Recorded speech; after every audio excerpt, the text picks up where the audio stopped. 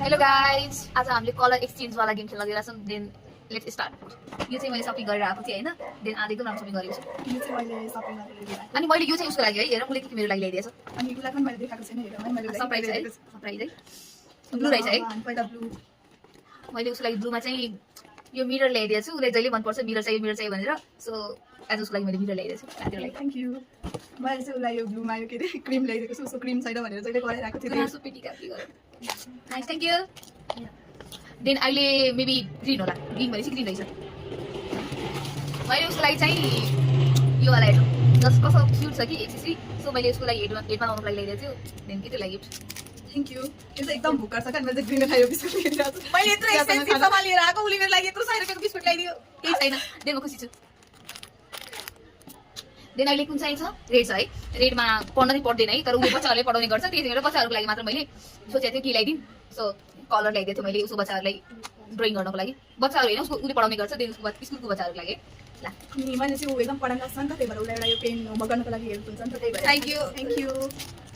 Then अहिले रहेछ yellow. अब त्यो लागि येल्लोमा चाहिँ मैले एकदम राम्रो कुरा तँलाई मनपर्ने खालको कुरा भनेको थिइस्। सो मैले यो चाहिँ ल्याइदिएको छु त्यसलाई। थ्याङ्क यू दादा, थ्याङ्क यू। मैले चाहिँ उसलाई मेकअप फिक्सर ल्याइदिएको छु। धेरै मेकअप गर्छ नि त, अनि अब यो एकदम काम लाग्छ नि त, त्यही भएर थ्याङ्क यू। देन अहिले त्यो लागि ब्ल्याक के चाहियो? ब्ल्याकमा त्यो आँखा एकदम मलाई मनपर्छ सुरुदेखि नै।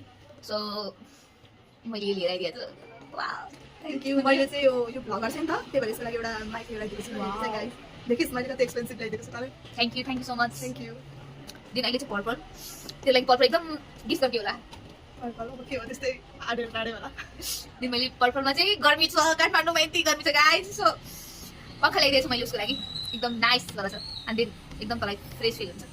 मैले पनि उसको लागि यो ल्याइदिएको छु रोलन, एकदम बास्ना हुनको लागि एकदम हर चाहिरहन्छ यो, चाहिरहन्छ। Thank so much. Thank you. Then त्यो लागि अहिले व्हाइट चाहियो होइन। मैले व्हाइटमा के ल्याइदिएको छु? पसिना आइरहन्छ होइन। टिस्यु पेपर चाहियो के हुन्छ, त्यो लागि मैले टिस्यु ल्याइदिएको छु। मैले चाहिँ उसको लागि पोलिस र यो इयरिङ ल्याइदिएको छु व्हाइटमा। पोलिस यसको नाम एकदमै राम्रो छ नि त, व्हाइट पोलिस एकदमै सुहाउँछ यो इयरिङ पनि। Thank you, thank so much. Then अब कुन चाहिँ पऱ्यो? व्हाइट पछि ब्राउन पऱ्यो होइन। मैले ब्राउन चाहिँ एकदम त्यो कपालमा एकदम मनपर्छ होइन। मेरो जस्तै कपालको त्यो क्युट छ। मैले त्यो लागि कहीँ ल्याइदिएको छु यो वाला, एकदम मस्त छ। मैले चाहिँ अहिले साउन महिना लागिरहेको छ नि त, त्यही भएर तर यो मेहन्दी र यो काटा ल्याइदिएको छु। त्यो बोयफ्रेन्ड त छैन, बोयफ्रेन्ड दिनको लागि मेरो साथीले यो कुरा गरिरहेको छ। राम्रो छ है, साथीहरू दिनु होला एकअर्कालाई।